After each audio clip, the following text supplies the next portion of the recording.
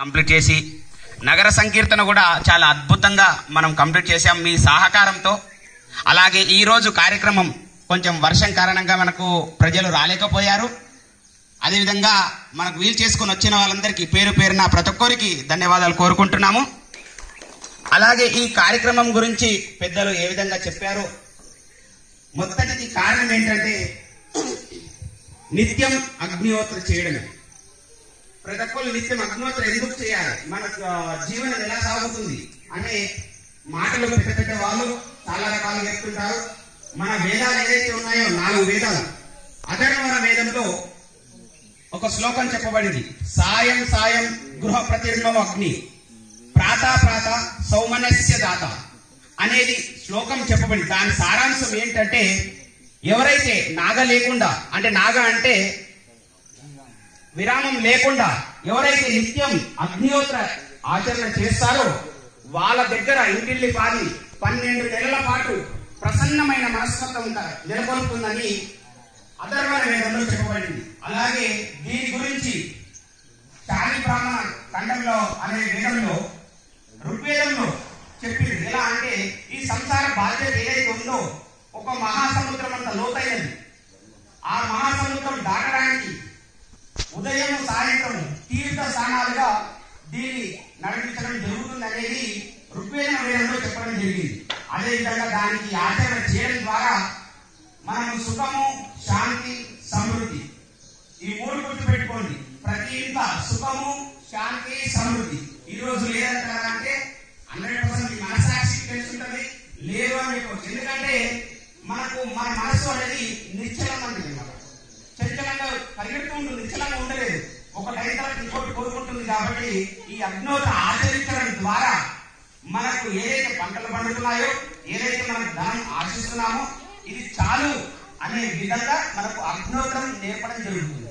ఈ అగ్నిహోత్రం నిత్యం ఆచరించడం ద్వారా మన ఇంట్లో పిల్లలకు క్రమశిక్షణ అనేది పెరుగుతుంది. ఎలాగే ఇంటికి పెద్ద మనిషి తండ్రి ఉంటాడో అదే తండ్రి ఉదయం లేచి ఈ అగ్నిహోత్రం ఆచరిస్తుంటే 2-3 రోజుల లోపల ఆ పిల్లలు కూడా అదే దారిలో నడవడం జరుగుతుంది. ఈ అగ్నిహోత్రం నేర్పించే పద్ధతి అన్నమాట. అలాగే ఈ వాటర్ గురించి కానీ మన వ్యవసాయం గురించి కానీ ఇంతకుముందు అందరూ చెప్పారు. ఆచరణ చేయండి. పూర్వం మనకు ఇప్పుడు కొత్తగా బ్రష్లు, పేస్ట్లు వచ్చాయి. మీ అందరూ తెలుసు, బొగ్గుతో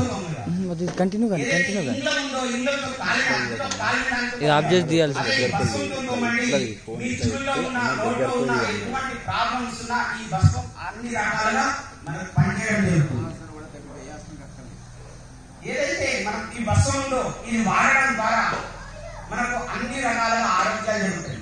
ఒక 30 సంవత్సరాలు వెనకైతే ప్రతి విలేజ్ కి ఒక డాక్టర్ వచ్చేవాడు.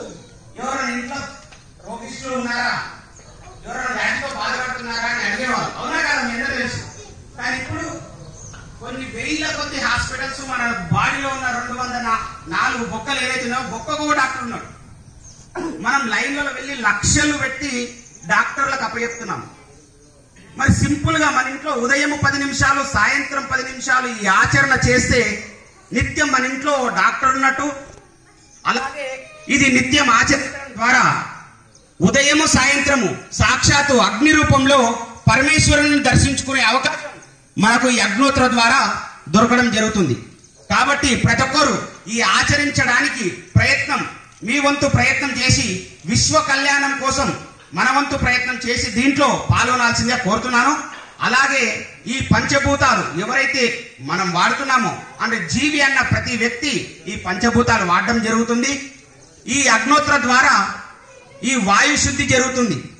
నిన్న చెప్పుకున్నట్టు మనము ఒక 3 సంవత్సరాలు వెనకకి ఇంట్లో నుంచి కాలు బయటకు పెడితే నీ ప్రాణానికి హాని ఉంది అని చెప్పడం జరిగింది. ఎవరు చెప్పారు? ఒక గవర్నమెంట్ చెప్పలే, ఒక పెద్ద మనిషి చెప్పలే, ఒక గ్రామ పంచాయతీ చెప్పలేదు. ప్రకృతి విజృంభించింది, ప్రకృతి చెప్పింది. అదే కరోనా అనే పేరు పెట్టారనమాట. కరోనా టైంలో ఎవరు బయటికి వచ్చినా మీ ప్రాణాలకు హాని ఉందని చెప్పడం జరిగింది. అప్పుడు గవర్నమెంట్ ఏం చెప్పింది? మీ లోపల ఇమ్యూనిటీ పవర్ పెంచుకోండి అని చెప్పారు. ఇమ్యూనిటీ పవర్ పెంచుకోవడానికి మనం ఒక టాబ్లెట్ వేసుకుంటేనో ఏదైనా తింటేనో ఇమ్యూనిటీ పవర్ పెరగదు. మనం పీల్చే గాలి ద్వారా మన ఇమ్యూనిటీ పవర్ పెరుగుతుంది. ఏదైనా షుగర్ కంపెనీ పక్కనకి నుంచి వెళ్ళండి, ఎంతటి దుర్వాసన మనకు వస్తుంది. అది ఒక స్వీట్ కంపెనీ పక్క నుంచి వెళ్ళండి, ఆ స్మెల్కి ఎంత మంచిగా అనిపిస్తుంది. అదేవిధంగా ఈ అగ్నోత్ర ద్వారా దాని నుంచి వెలువడే వాయువు ఏదైతే ఉందో ఆ వాయువు ద్వారా మన జీవన శైలి సక్రమంగా నడుస్తుంది. అలాగే ఈ భస్వం రోజు ఉదయం గోరువెచ్చని నీళ్ళలో వేసుకొని ఒక గ్లాస్ నిండా తాగితే మన రక్త ప్రసరణ అనేది చాలా శుద్ధిగా జరుగుతుంది. అలాగే ఈ కార్యక్రమాన్ని వీచేసిన ప్రతి ఒక్కరికి ధన్యవాదాలు తెలుపుతున్నాను. మరో వ్యక్తి ఒక 2 నిమిషాలు మాట్లాడతారు. తను ఒక హెడ్ మాస్టర్ గా రిటైర్మెంట్ అయ్యి గత 30 ఏండ్లుగా ఈ అగ్నోత్రను ఆచరిస్తూ నలుగురికి ఈ అగ్నోత్ర ప్రచారం చేస్తూ ఈ రోజు కూడా ఇంతటి వర్షంలో ఉదయం సంగారెడ్డి నుంచి 5 గంటలకు వర్షంలో తడుచుకుంటూ ఇక్కడికి వీచేశారు రుద్రన్న గారు. తను ఒక 2 నిమిషాలు మాట్లాడతారు, దయచేసి వినండి. జై శ్రీరామ్.